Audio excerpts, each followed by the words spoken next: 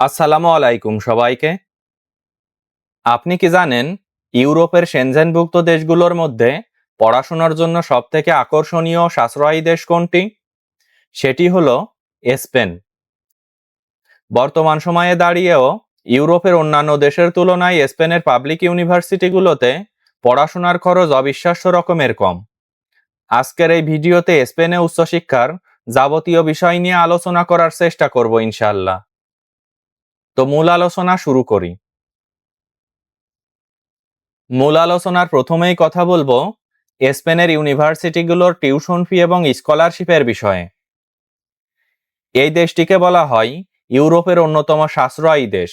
বিশেষ করে পাবলিক ইউনিভার্সিটিগুলোতে পড়াশোনার খরচ আমাদের দেশের অনেক প্রাইভেট ইউনিভার্সিটির থেকেও কম।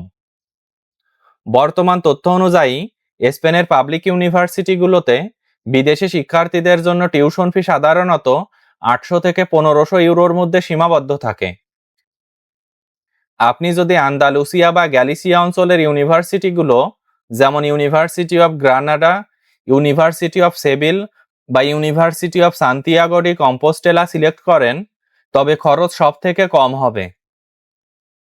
এই ইউনিভার্সিটিগুলোতে ক্রেডিট অনুযায়ী টিউশন ফি চার্জ করা হয়, যার ফলে আপনার বাৎসরিক খরচ অনেক নিয়ন্ত্রণে থাকে। অনেক স্টুডেন্ট ভুল করে মাদ্রিদ বা বার্সেলোনার নামিদামি ইউনিভার্সিটিগুলো বেছে নেয়, কিন্তু আপনি যদি একটু স্মার্টলি ছোট শহরের ইউনিভার্সিটিগুলো চয়েস করেন, সেক্ষেত্রে বিশাল অঙ্কের টাকা বেঁচে যাবে। ভর্তির জন্য আপনাকে আইএলটিএস এর পাশাপাশি অনেক সময় স্প্যানিশ ভাষার বেসিক দক্ষতা দেখালে অ্যাডমিশন পাওয়া অনেক সহজ হয়ে যায়। মনে রাখবেন, স্পেন সরকার মেধাবী শিক্ষার্থীদের জন্য নানা ধরনের স্কলারশিপ দেয়, যা আপনার টিউশন ফি আরো কমিয়ে আনতে পারে। আপনার পূর্বের একাডেমিক রেজাল্ট যদি ভালো থাকে, সেক্ষেত্রে স্কলারশিপ পাওয়ার সম্ভাবনা অনেক বেশি থাকবে।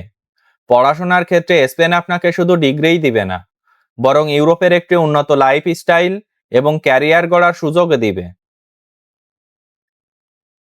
স্পেনে পার্ট টাইম জব ও ইনকামের বিষয়ে এখন আপনাদের সঙ্গে আলোচনা করি। বর্তমান নতুন নিয়ম অনুযায়ী স্পেনে বিদেশি শিক্ষার্থীদের জন্য পার্ট টাইম কাজের নিয়ম অনেক সহজ করা হয়েছে। এখন আপনি স্টুডেন্ট ভিসায় পড়াশোনার পাশাপাশি প্রতি সপ্তাহে 30 ঘন্টা কাজ করতে পারবেন।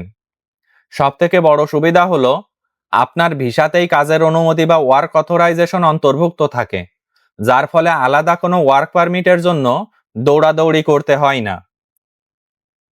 স্টুডেন্ট হিসেবে আপনি restaurant, hotel, tourist guide, tutoring অথবা লজিস্টিক সাপোর্ট সেক্টরে কাজ করতে পারবেন। এই দেশটিতে আপনি প্রতি ঘন্টায় পার্ট টাইম জব করে 7 থেকে 10 ইউরো পর্যন্ত ইনকাম করতে পারবেন।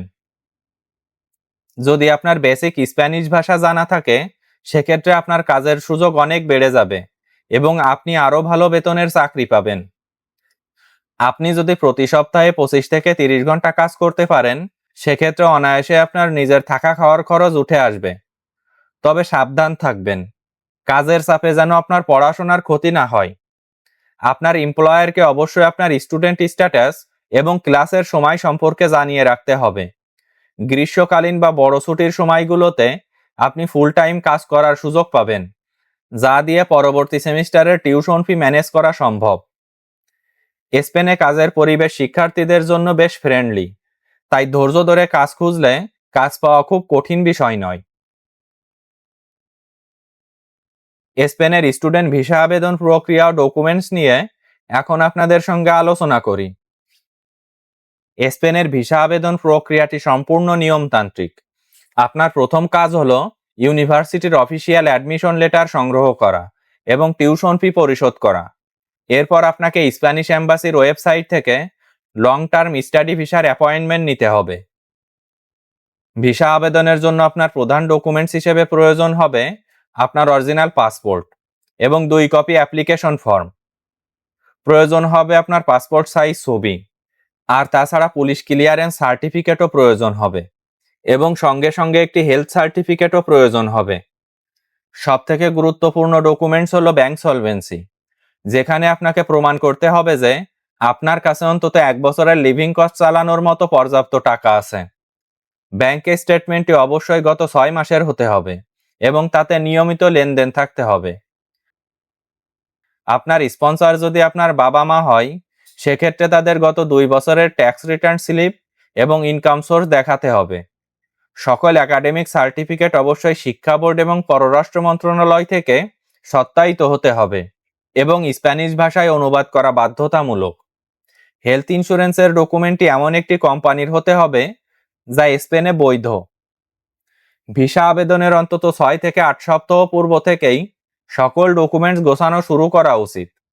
ফাইল জমা দেওয়ার সময় প্রতিটি পেপারের অরিজিনাল কপির সাথে সাথে ফটোকপি সঙ্গে রাখতে ভুলবেন না।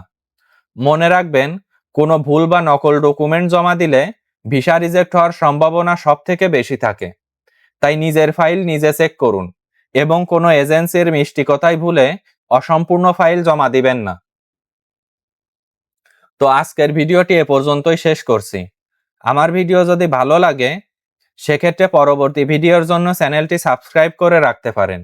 ধন্যবাদ সবাইকে।